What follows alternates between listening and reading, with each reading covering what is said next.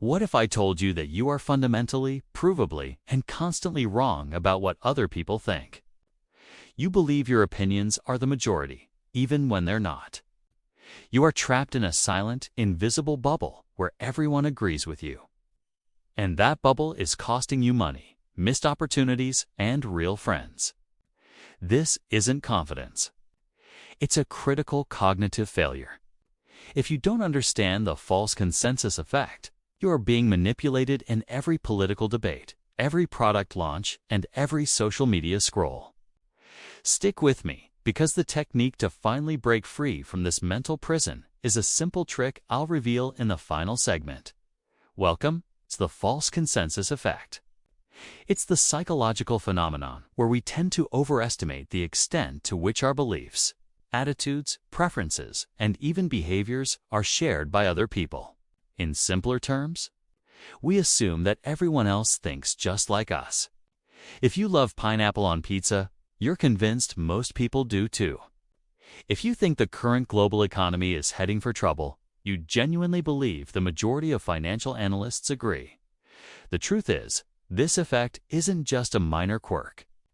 It's a profound filter on reality. It warps how we judge social norms, how we choose friends, and how we react to disagreement. The core mechanism is surprisingly self-protective. Our brains use our own views as a default, easily accessible shortcut when estimating the views of the general public.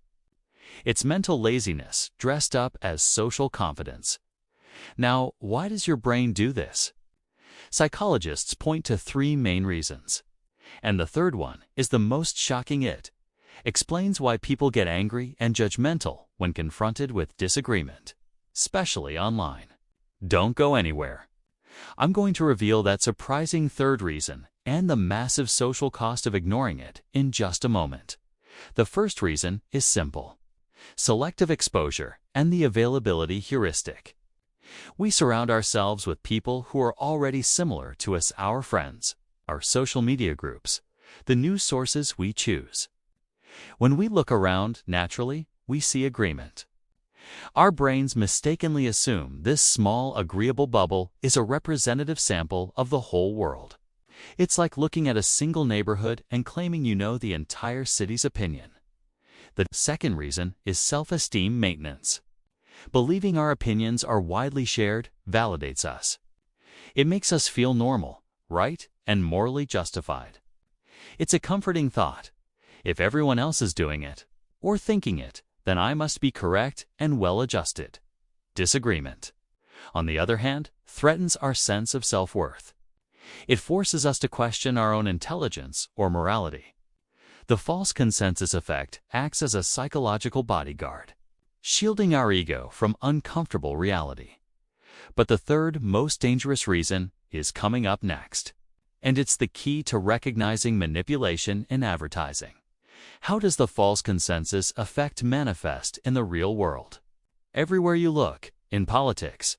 Have you ever seen a political pundit absolutely certain their side is going to win, only to be completely shocked by the election results? That's the false consensus effect amplified by partisan media. Voters are convinced their candidate's views are popular.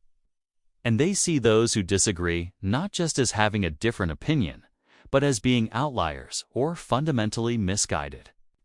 This is why political debates so often involve strawmen, arguments. It's easier to dismiss the minority view as crazy than to acknowledge a valid, widely held counter-opinion. The secret to countering this political manipulation is a single mental trick. I'll explain how to use it right after we look at consumerism. Don't skip ahead, because this trick is the single best way to judge a real trend versus a fake one. In consumerism and business, if a product developer loves a certain feature, they often assume their customers will love it too, leading to the failure of potentially great products because they miss the mark on mass appeal.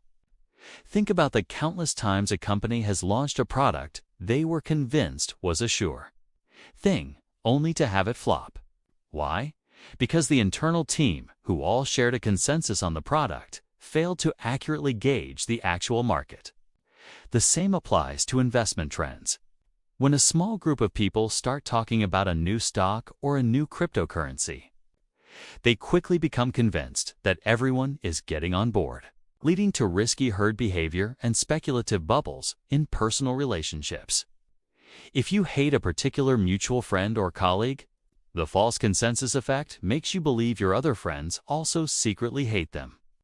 This leads to gossip, miscommunication, and unnecessary drama, all because you're operating on the false premise of agreement. We project our feelings onto others, and when they don't share them, we take it as a personal offense. All right? Let's dive into the third and most critical reason this effect occurs: defensive attribution. When someone doesn't agree with you, when they pierce your consensus bubbles, cognitively stressful. To cope, the brain engages in defensive attribution. Instead of thinking they simply have a different perspective, we think they must be flawed. They're unintelligent, biased, misinformed, or even malicious. We attribute the disagreement not to a difference in opinion, but to a defect in their character. This is the root of so much online hostility where people aren't arguing issues. They're defending their belief that their position is the universal norm. If you've ever blocked someone online simply for disagreeing with you, this bias was likely the underlying cause. Stay tuned, because the secret to avoiding this is a surprisingly simple mental reframing technique. Now, this is where the promised surprise comes in. The most fascinating thing about this bias is that it is often reversed for negative or undesirable behaviors. For example, people who engage in common but slightly unpopular activities, like occasional speeding or neglecting to file taxes on time, often overestimate how many other people do the same thing. They think everyone speeds a little to normalize their own behavior. But conversely, if someone is an overachiever, say, they run 10 miles a day, they tend to underestimate how many other people are doing that. They see their positive qualities as somewhat unique, which protects their self-esteem. They maintain a sense of specialness. That's a subtle but powerful flip of the effect. Keep watching, because I'm about to give you a Tula question that instantly disarms the false consensus effect in any conversation. So, how do you escape the echo chamber of your own mind and start seeing the world accurately? The first step is seeking genuine dissimilarity. You need to intentionally follow, read, and listen to sources and people you disagree with. Not just to argue, but to genuinely understand the logic of their perspective. Recognize that your small circle is not the world. If you only see agreement, you are almost certainly wrong about the true distribution of opinions. The second step is acknowledging pluralistic ignorance. This is the opposite problem, where people privately reject a norm but incorrectly assume that others accept it, so they publicly go along with it. This is how ridiculous traditions or bad practices persist. Everyone privately hates them, but everyone assumes they are the only one who does, so no one speaks up. If you are quiet because you think you are alone, the false consensus effect might be hiding a massive, silent majority who actually agree with you. You must consider the possibility that you are the silent majority that needs to speak up. I'll share an example of how this broke a toxic corporate culture in the next minute. And now, for the key to instantly disarming this bias in yourself and others, the tool you've been waiting for. This is the single most important tip in the entire video, and it has the power to change how you consume information forever. When you find yourself absolutely certain that everyone agrees with your position, stop. Then, force yourself to ask this single question. If I were to bet $10,000, what specific objective data would I use to prove my consensus claim? This forces your brain to move past emotional certainty and subjective experience and search for empirical evidence. If you can't point to a recent, reliable, representative poll or a verifiable number, you are likely suffering from the false consensus effect. The mere act of searching for external validation breaks the internal feedback loop. Don't underestimate this power. The most successful investors, negotiators, And social scientists use this constantly to separate their feelings from reality. Before you go, here's the final, crucial surprise. The best time to apply this question isn't in a big public debate. It's when you're making a personal risk assessment. When you're considering an action like breaking a minor rule or taking a big financial plunge, you rationalize it by thinking, everyone does this. Stop and ask the question. By forcing yourself to acknowledge you may be an outlier, you introduce necessary caution. This single practice can save you from catastrophic mistakes. Now, don't forget the lesson of the recency effect.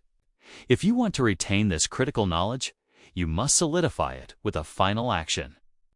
Go immediately into the comments and post just the phrase silent majority. Then, close the video. That final, immediate action will lock in the lesson.